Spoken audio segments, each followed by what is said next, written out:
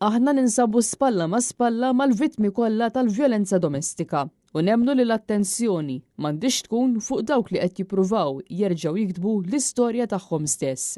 Kien dan il-messaġġ li waslet il-Malta Women's Lobby wara l-podcast ta' Ricky Caruana li fija stieden lill-eks kunsillier laburista u ex-goalkeeper internazzjonali Justin Haber.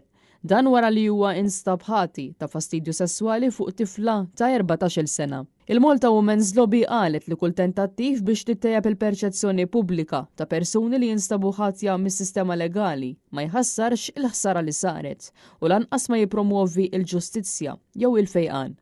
Anzi dan jirriskja li jiddevja l-attenzjoni minn fejn tassew għandha tkun fil-waqt li jnaqqas l-importanza tal-esperjenzi reali u t-tbatija kontinwa ta' dawk li ġarbu l-ħsara. Dan hekk kif waqt dan il-podcast il-preżentatur tax-Xandir Nazzjonali prova jimminimizza l-kollox l-azzjonijiet ta' Justin Haber. Il-Malta Women's Lobby qal li l-attenzjoni m'għandix tkun fuq dawk li qed jippruvaw jerġgħu jiktbu l-istorja tagħhom stess.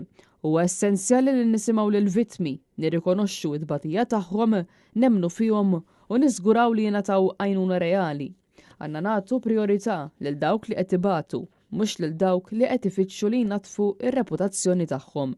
Diskors li jservi biss sabiex iwarrab lill-vittmi. Il-Malta Women's Lobby insista li kull mara u tifla li ġarbet u ġieħ, speċjalment minn irġiel li jużaw il-poter, il-kontroll jew il-biża' kontrihom li huma jemmnu fihom huma qegħdin magħhom.